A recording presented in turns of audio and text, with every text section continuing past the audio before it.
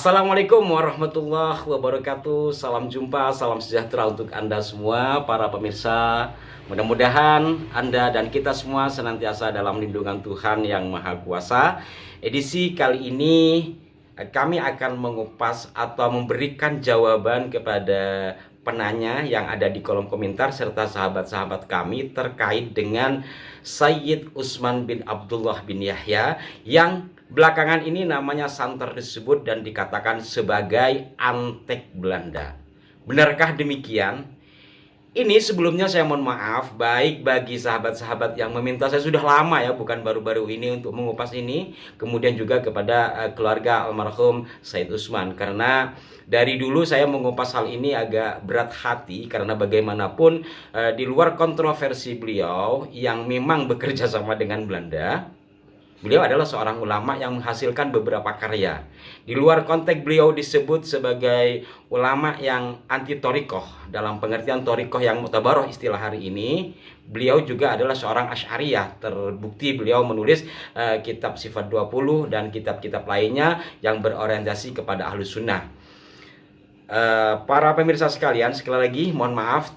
Mudah-mudahan ulasan ini bukan berarti membicarakan keburukan orang yang sudah wafat, tapi lebih kepada menyampaikan fakta-fakta yang ada pada masa lalu sesuai dengan bukti-bukti primer. Nah, bukti primer ini kan istilah yang sedang hangat juga, adalah bukti yang ditulis pada masanya.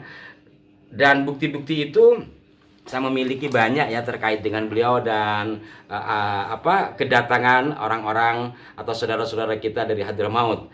Rata-rata buku ini adalah buku yang mengupas tentang saudara-saudara kita dan orang-orang tua kita yang dari Hadramaut itu. Dan ini memang sebagian besar buku kopian, karena waktu sekitar 5 tahun lalu ya saya membuat sebuah buku itu agak kesulitan, maka mencari di perpustakaan.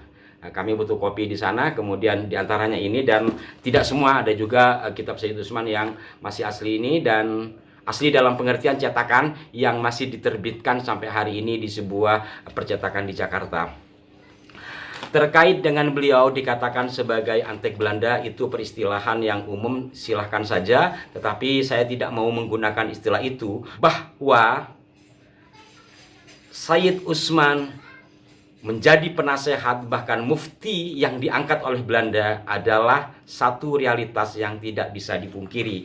Dari sejumlah buku yang ada ini dari buku Hadramaut, kemudian ini buku dari berbahasa Indonesia ya, beberapa aspek tentang Islam Indonesia abad 19 ditulis oleh Dr. Karel A. Stenbring. Kemudian ini ada penelitian dari Dr. Akib Suminto, Akib Suminto, Politik Islam Hindia Belanda, dan semua buku-buku ini dan ini juga memotret persoalan yang berkaitan dengan persoalan pada awal abad 19 1888-an yang juga berkaitan dengan Sayyid Utsman atau Habib Utsman bin Abdullah bin Yahya. Intinya bahwa saya ambil garis besarnya saja, nanti silahkan saudaraku sekalian menilainya. Kami di sini tidak menghukumi atau memvonis.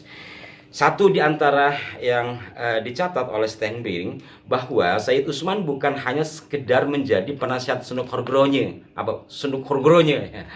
maklum lidah kampung. Sebelumnya beliau juga sudah menjadi penasehat dari seorang orientalis, yaitu Van den Berg. Buku ini adalah buku Van den Berg, LWC Van den Berg, yang namanya sekarang sedang mencuat juga di medsos. Nanti akan saya sampaikan pada edisi berikutnya mungkin tentang siapa Van den Berg. Kemudian juga seorang orientalis, Kholi, dan terakhir Sunuk Horgronya. Tidak bisa dipungkiri dari realitas yang ada bahwa almarhum Sayyid Utsman atau Habib Utsman bin Abdullah bin Yahya memang bekerja sama dan menjadi pembantu dari 3 orientalis ini, yakni Van den Berg.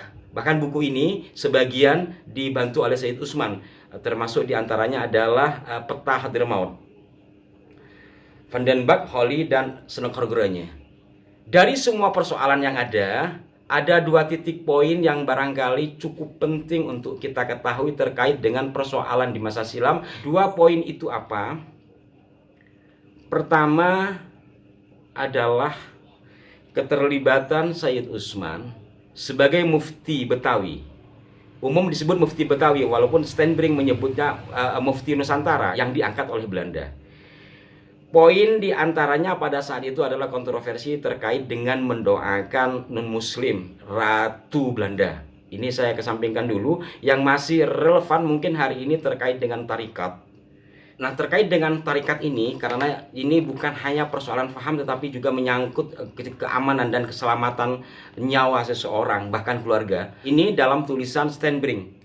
Ketika itu terjadi suatu peristiwa kompleks yang sedang disinggung di atas, yaitu kegiatan Tarekat Naqsyabandiyah di Cianjur.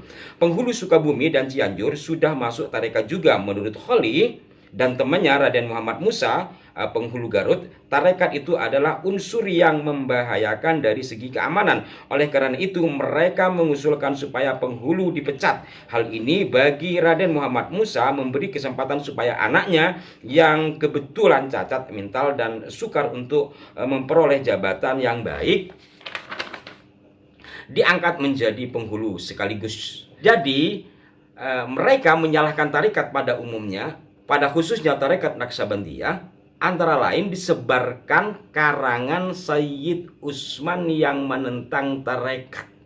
Intinya bahwa melalui Kholi, sahabat awal sebelum Senuk Horgronya, ini Sayyid Utsman telah membuat tulisan terkait dengan tidak bolehnya tarekat.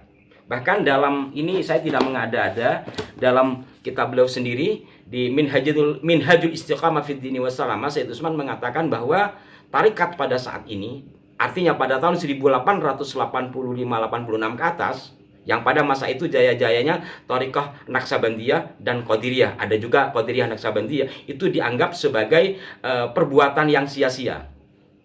Padahal ini semua tak lepas dari politik Belanda, karena Belanda takut kepada para mursyid Thariqah dan para pengikut Thariqah, karena pejuang-pejuang pada saat itu adalah rata-rata dari kelompok orang Thariqah. Maka melalui tulisan Sayyid Utsman dipengaruhilah umat untuk tidak mengikuti Thariqah. Kemudian juga terjadi pergeseran kepemimpinan dengan melemparkan fitnah dengan argumentasi tulisan Sayyid Utsman. Itu yang pertama yang harus kita cermati dan kita hindari juga buruk sangka. Kedua adalah beliau, ada yang menanyakan terkait dengan beliau anti kemerdekaan. Ya, pada saat itu belum ada peristilahan Indonesia Merdeka. Yang pasti bahwa gerakan kaum nasionalis pribumis lah barangkali, dan para kiai memang menghendaki agar mereka bisa hidup merdeka, dalam pengertian tidak berada di bawah tekanan Belanda. Namun sayangnya melalui almarhum Sayyid Utsman, upaya-upaya untuk membebaskan diri dari kungkungan pemerintah Hindia Belanda, termasuk di Banten yang kemudian menjadi sangat mencuat, itu ditentang oleh Sayyid Utsman dalam kitabnya Minhajul Istiqamah fid Dini Wassalamah. Jadi dua poin itu silakan kita untuk menilainya sendiri, saya tidak mau membahas terlalu berlebihan. Dan selain beliau menjadi penasehat dari tiga orientalis tadi, yang tentu juga dapat gaji ya. Kalau dalam bukunya Stenbring, beliau mendapat gaji dari Senok itu 100 gulden per bulan, di luar hal-hal lain. Di luar itu beliau juga diangkat menjadi pegawai kantor for Inlandszieken. Nah, para pemirsa sekalian, terkait dengan Sayyid Utsman menjadi pegawai di kantor for Inlandszieken milik Hindia Belanda, milik Belanda pada saat itu, ini ada di beberapa buku. Satu diantaranya di buku Politik Islam Hindia Belanda yang ditulis oleh Dr. H. Akib Suminto. Beliau menjadi advisor honorer urusan Arab di kantor for Inlandszieken dari 1899 hingga 1914 sampai beliau wafat. Dari sini kita bisa melihat tentang almarhum Sayyid Utsman bin Abdullah bin Yahya, kedekatannya dengan pihak Belanda. Bahkan beliau mendapatkan pujian dari Senuk Horgronya, kalau bahasa Indonesianya itu, dialah orang Arab sahabat Belanda. Kurang lebih seperti itu yang ditulis dalam bahasa Belanda. Intinya dari semua yang beredar saat ini memang mengerucut kepada satu titik, Sayyid Utsman bin Abdullah bin Yahya, seorang intelektual Islam pada masa itu yang kemudian dipekerjakan oleh Belanda, bahkan menjadi penasehat 3 orientalis, yakni Van den Berg, Holly, dan Snoeck-Groningen. Kemudian juga beliau menjadi pegawai kantor for Inlandszaken, urusan Arab. Kok ada urusan Arab? Anda tebak sendiri kenapa kok Belanda sampai buat kantor ada departemen urusan Arab. Kurang lebih seperti itu kan kita mencoba menerawang kepada masa silam. Tetapi hal yang paling banyak menjadi sorotan adalah terkait dengan realitas bahwa Said Usman begitu mendukung Belanda sehingga Said Usman disebut-sebut sebagai tokoh muslim yang anti atas perjuangan kaum muslimin untuk menegakkan kebenaran dalam pengertian untuk menghindari dari penjajahan Belanda. Terkait dengan hal ini yang berkaitan juga dengan istilah geger Cilegon, insya Allah akan saya bahas pada edisi mendatang. Namun dari semua uraian ini kami hanya menyampaikan realitas-realitas yang tercatat sesuai dengan fakta-fakta yang ada, termasuk dengan bukti primer. Bukan berarti kami menganggap beliau salah semuanya, karena bagaimanapun beliau seorang ulama yang memiliki karya-karya yang masih dibaca sampai saat ini. Satu di antaranya seperti Adabul Insan, Sifat 20 dan sebagainya. Tetap kami berdoa, Allahumma ighfir lahu warhamhu wa'afihi wa'fu anhu. Mohon maaf kepada semuanya, ini hanya sekedar kilasan dan melihat masa lalu di masa kini melalui bukti-bukti yang ada. Mudah-mudahan maslahat dan manfaat.